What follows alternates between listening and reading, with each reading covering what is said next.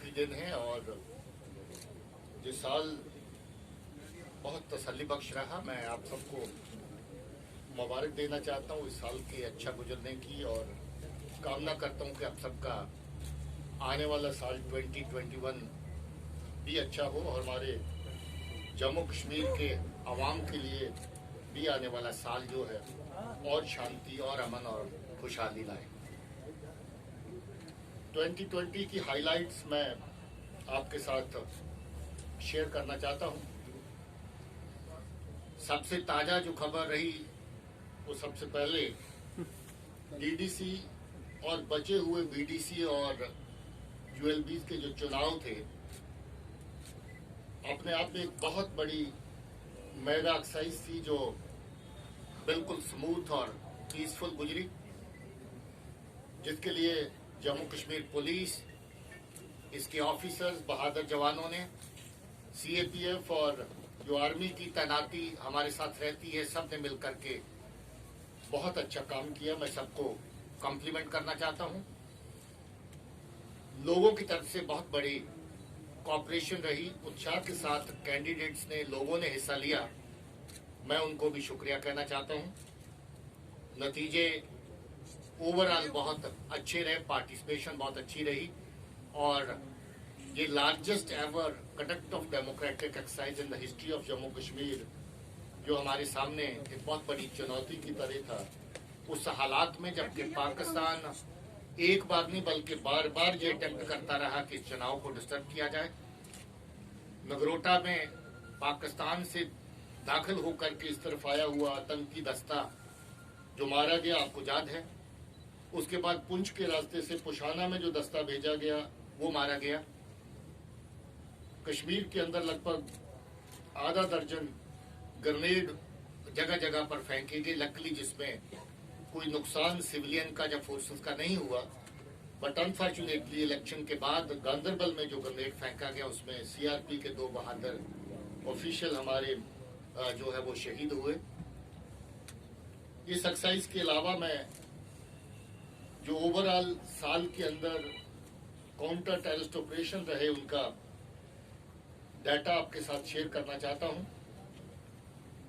कुल मिलाकर के 100 से ज्यादा कामयाब ऑपरेशन जम्मू और कश्मीर दोनों खित्तों में हुए। 90 के करीब ऑपरेशन कश्मीर में और 13 ऑपरेशन जम्मू की तरफ हुए। 225 दहशतगर्द इसमें मारे गए, जिसमें 207 कश्मीर में और 18 दहशतगर्द जम्मू के एरिया में मारे गए। इन दहशतगर्दों में 46 टॉप कमांडर्स थे जो हर तंजीम को अगर ए प्लस और ए प्लस प्लस कैटेगरी लेके चले तो वो शामिल हैं। और आज सूरत हाल ये है कि हर तंजीम का टॉप कमांडर मारा जा चुका है और जो इक्का दुक्का बचे हैं उनके लिए कोशिशें जारी हैं कि वो भी लोगों की जान माल के साथ खेलना बंद करें, लोगों की जान लेना बंद करें। इसके साथ साथ जो काउंटर टेररिस्ट ऑपरेशंस के अलावा जो पुलिस का एक अहम हिस्सा जो मिलिटेंसी को जिंदा रखने के लिए, मिलिटेंसी को चलाने के लिए जो उनके टूल्स हैं उनको टारगेट करना, इसमें उनके कोरियर्स, अलग अलग मॉड्यूल्स में काम करने वाले लोग जो ग्रेनेड फेंकने का काम करते हैं, हथियार एक जगह से दूसरी जगह ले जाने का काम करते हैं, पोस्टरबाजी जो जगह जगह पर धमकियां देने के लिए पोस्टर लगाते हैं उस तरह की कार्रवाइयां करते हैं, मैसेंजर का काम करते हैं, लॉजिस्टिक सपोर्ट इनको पहुंचाते हैं। 635 ऐसे जो ओजीडब्ल्यू और टेररिस्ट एसोसिएट हैं उनको पकड़ा गया, जिसमें से 56 लोग ऐसे हैं जिनको पीएसए में बुक किया गया। 426 वेपन इन पूरे ऑपरेशन के दौरान अलग अलग किस्म के पकड़े गए। इसके अलावा जो मिशन और एक्सप्लोजिव मटेरियल जो पाकिस्तान की तरफ से भेजा गया, इन वेपन्स के अलावा उसकी तादाद बहुत बड़ी है, बड़ी मकदार में वो सामान भी पकड़ा गया। इस सारी कार्रवाई को अंजाम देते हुए मुझे दुख है ये कहते हुए कि हमारे पुलिस के 16 जाबाज लोग जिन्होंने अपनी जान निशावर की और सीएपीएफ और आर्मी के 44 लोग ऐसे जिन्होंने अपनी शहादत काउंटर टेररिस्ट ऑपरेशन के दौरान लोगों की सुरक्षा करते हुए अपनी जान की शहादत दी। मैं उनको अपनी तरफ से सल्यूट पेश करता हूँ, ट्रिब्यूट पेश करता हूँ। ओवरऑल अगर टेररिज्म का ग्राफ देखें तो इसमें गिरावट आई है। 2018 और 19 के मुकाबले में अगर देखें तो बहुत बड़ी गिरावट टेररिस्ट रिलेटेड जो इंसिडेंट्स है उसमें देखने को मिली है। और अगर कामयाबी का ग्राफ देखें तो पहले के मुकाबले में काफी ऊपर गया है। सिविलियन की किलिंग्स जो बेगुनाह लोगों को टेररिस्ट मारते रहे, अलग अलग वजहों से निशाना बनाते रहे, जिसमें पॉलिटिकल एक्टिविस्ट भी शामिल हैं, उनकी तादाद 38 है, जबकि पिछले साल 44 थी। उसमें गिरावट रही, मगर दुख की बात है कि अभी भी सिविलियन लोगों को पाकिस्तान के इशारे पे जहां आतंकी निशाना बना रहे हैं, और खास तौर पे उस वक्त जब ये प्रक्रिया इलेक्शन की शुरू होने वाली थी, लोगों को डिस्कस करने के लिए ये सिलसिला किलिंग्स का थोड़ी देर के लिए बढ़ गया था। सिक्योरिटी फोर्सेस की किलिंग पहले से थोड़ा कम हुई है, मगर फिर भी दुख की बात है कि हम लोग जिस तरह का काम अंजाम देते हैं उसके चलते हमारे बहादुर साथियों को हमें खोना पड़ता है, मगर पहले से ये तादाद कम हुई है। टेररिस्ट रैंक्स में जो रिक्रूटमेंट हुई 18 के मुकाबले में तो बहुत कम, मगर 19 के मुकाबले में थोड़ी सी उसमें बढ़ोतरी हुई। मगर पॉजिटिव साइड ये रही है कि उसमें से 70% लोग या तो ज्वाइन करने के बाद मारे गए या गिरफ्तार किए गए। हमारी कोशिश रही कि जो नए लड़के मिलिटेंट्स की सफों में शामिल हो रहे हैं उनको डिसुएड किया जाए गलत रास्ते से। बहुत सारे लोगों को हम लोग वापस लाने में कामयाब हुए। उनके माँ बाप का भी बहुत बड़ा हाथ इसमें रहा।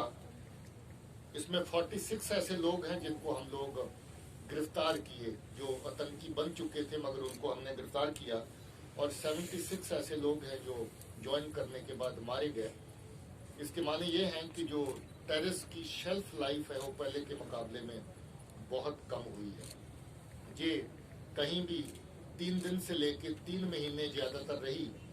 जो ज्वाइन किया नया ज्यादातर 3 दिन से लेकर 3 महीने के अंदर ही न्यूट्रलाइज हो गया या फिर पकड़ा गया। इसके चलते लोगों ने बहुत कॉपरेशन दी, और जो लोग वापस लौट के आए घरों में बैठे हैं, जिनका मैं जिक्र इस फिगर्स के बीच में नहीं कर रहा हूँ, इसके अलावा है, उनके दोबारा उस रास्ते पे जाने की कोई रिपोर्ट अभी तक नहीं है। 2 दर्जन के करीब ऐसे केस भी हैं जिनको हमने बिना कानूनी कार्रवाई के ही बाहर लाया और वापस उनको घर वालों को सौंपा है। घर वालों के साथ अच्छे से रह रहे हैं। सीज फायर की वायलेशंस का अगर जिक्र करें तो बहुत बढ़ोतरी हुई है। पाकिस्तान ने सीज फायर वायलेशंस को एक हथकंडे की तरह इस्तेमाल किया। जब जब सीज फायर वायलेशंस बढ़ी, उसके बीच में इन्फिल्ट्रेशन बढ़ाने की कोशिश करी, मगर उसका मुंह तोड़ जवाब दिया गया। और उसके चलते मुझे खुशी होती है बताते हुए कि जो इन्फिल्ट्रेशन इस साल हुई वो पिछले 3-4 सालों में सबसे कम है। इन्फिल्ट्रेशन बहुत सारी अटेम्प्ट्स के बावजूद भी पाकिस्तान बढ़ा नहीं सका, और इसीलिए लोकल रिक्रूटमेंट के ऊपर ज़्यादा जोर दिया। और जो लोकल रिक्रूट बना रहे थे उनके लिए हथियार भेजने के नए तरीके पाकिस्तान ने ईजाद किए, जिसमें ड्रोन के जरिए से वेपन भेजने की कार्रवाई, ड्रोन के जरिए से एक्सप्लोजिव मटेरियल भेजने की कार्रवाई, और 1-2 केसेस में ड्रोन के जरिए से कैश भेजने की कार्रवाई भी उनकी तरफ से करी गई। मगर मुझे खुशी है ये कहते हुए कि उनके ज़्यादातर अटैम्प्ट हम लोगों ने फॉइल किए। हम लोग सर्विलेंस के सिस्टम के जरिए से जो नजर रखते थे, जो एक्टिविटीज रास्ते में इंटरसेप्ट करने की हमारी रहती हैं, हमें बहुत बड़ी कामयाबी उसमें मिली। और लगभग 1 दर्जन ऐसे केस जो वेपन ड्रॉपिंग के, एक्सप्लोजिव ड्रॉपिंग के, वो हम लोग उनके फॉइल कर चुके हैं और वो हथियार पकड़ चुके हैं। चाहे हाईवे के ऊपर हो, चाहे बॉर्डर के बाद ड्रॉपिंग के बाद जब ट्रांसपोर्टेशन होती है उसके दौरान हो। कुछ जगहों पे तो नारकोटिक्स को भी ड्रोन के जरिए फेंका गया। तो ये नार्को टेररिज्म की एक नई शेड जो पाकिस्तान ने तैयार करी है, उसका भी काफ़ी अच्छे तरीके से जहाँ पर जो कार्रवाई हुई उसको काउंटर करने में मैं सराहना करता हूँ पुलिस की और फोर्सेस की, जिन्होंने मिलकर के इस फ्रंट के ऊपर बहुत अच्छा काम किया। इसके अलावा कुछ 36 मॉड्यूल ऐसे जम्मू और कश्मीर दोनों तरफ बस्ट किए पुलिस में, जिसमें कुछ 100 के करीब लोग और काम करते थे, जो टेररिस्ट के मॉड्यूल्स के तौर पे, जिसमें नार्को टेरर के मॉड्यूल भी शामिल हैं, पैसा कोरियर करना एक जगह से दूसरी जगह मिलिटेंसी के लिए लेके जाना, उस तरह के लोग भी शामिल हैं, और ग्रेनेड फेंकने की कार्रवाइयाँ जो रही, जो उसमें जो लोग शामिल थे वो भी इसमें शामिल हैं। लॉ एंड ऑर्डर का जो 2020 के दौरान मैं खास तौर पे जिक्र करना चाहता हूँ, और इसके लिए जमायती सेपरेटिस्ट एलिमेंट लोगों को वर्गला के लॉ एंड ऑर्डर की तरफ ले जाते थे, लोगों की जान माल के साथ खिलवाड़ करते थे, उसमें इतनी बड़ी गिरावट आई है कि जो पिछले कुछ सालों में मुझे लगता है कि लोवेस्ट लेवल पे लॉ एंड ऑर्डर के इंसिडेंट्स इस वक्त आगे हैं। 75% उसमें गिरावट आई है पिछले साल के मुकाबले में। पिछले साल 584 इंसिडेंट थे, 584, इस साल सिर्फ 143 इंसिडेंट्स हुए, और वो भी ग्रेविटी इंटेंसिटी इतनी कम थी कि किसी भी जगह पे किसी तरह का कोई नुकसान नहीं हुआ।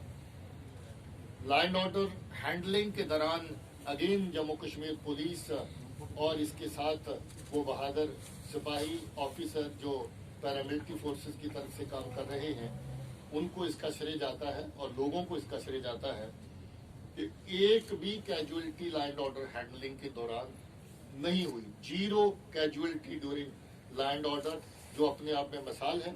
पिछले साल भी ये मिसाल कायम हुई, मगर पिछले साल 2 लोग लॉ एंड ऑर्डर के दौरान ज्यादा करीब आके जब वो टकराए, जब कुछ जगह पे क्रॉस स्टोन पेल्टिंग के केसेस में किसी को पत्थर लगा, उसकी 17 दिन के बाद मौत हो गई, या कोई गाड़ी के ऊपर ही कूद गया सिक्योरिटी फोर्सेस की गाड़ी के ऊपर और गाड़ी से गिरा और चोट लगी।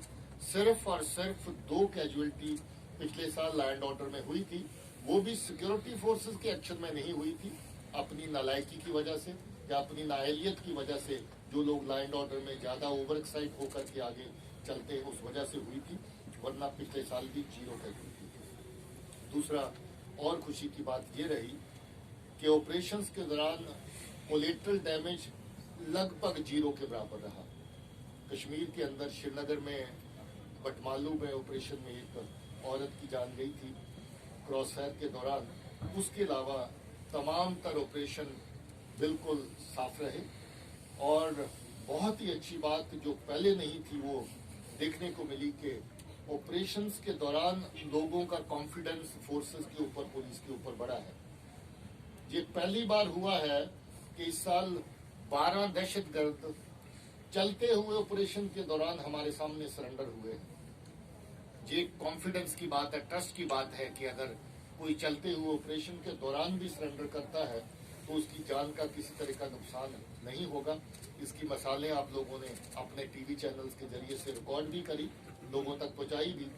ये सिलसिला हमारा आने वाले टाइम में भी जारी रहेगा कि कोई भी शख्स, अगर कल भी उस बच्चे ने एक ने कोशिश करी, कल जो लावेपुरा में एनकाउंटर चलता रहा, मगर उसके ऊपर उसी के साथियों ने फायरिंग करनी शुरू कर दी। कल मैं जीओसी का इंटरव्यू देख रहा था जो उन्होंने किसी चैनल को दिया, फिर उसको दौड़ करके वापस जाना पड़ा और वो भी उसी ऑपरेशन में मारा गया, वरना कल भी एक बच्चे ने उसमें कोशिश करी कि वो सरेंडर करे। तो ये ऑपरेशन और लॉ एंड ऑर्डर के फ्रंट के ऊपर बहुत बड़ी कामयाबी की बात है साल 2020 में कि किसी भी तरह का कोलेटरल डैमेज और किसी की जान इसमें जाया नहीं हुई। जान तो दूर की बात है, इसमें बहुत बड़ी तादाद में इंजरीज होती, सैकड़ों की तादाद में जाती थी, और ये जो law and order related injuries हैं वो भी 100 के ऊपर नहीं गई, ना फोर्सेस के केस में ना सिविलियंस के केस में। उसके अंदर अंदर छोटी मोटी किसी को अगर लगी, किसी को हॉस्पिटलाइज नहीं होना पड़ा, फर्स्ट एड वस्ट एड टाइप कभी होते हैं बच्चे ऑपरेशन या इसके आसपास जब कुछ सिचुएशन बनती है, छोटी मोटी पत्थरबाजी की कार्रवाइयाँ कहीं कहीं हुई, जिसका मैंने जिक्र किया। 143 incident total law and order के, जहाँ स्टोन पेल्टिंग भी कही गई, मगर इंटेंसिटी बहुत ही कम थी और लोग किसी तरह का उसके अंदर इंजरीज की तरह की कोई शिकायत की कहीं से ज्यादा नहीं आई है। जम्मू कश्मीर पुलिस ने एक नई चुनौती का सामना किया, कोविड-19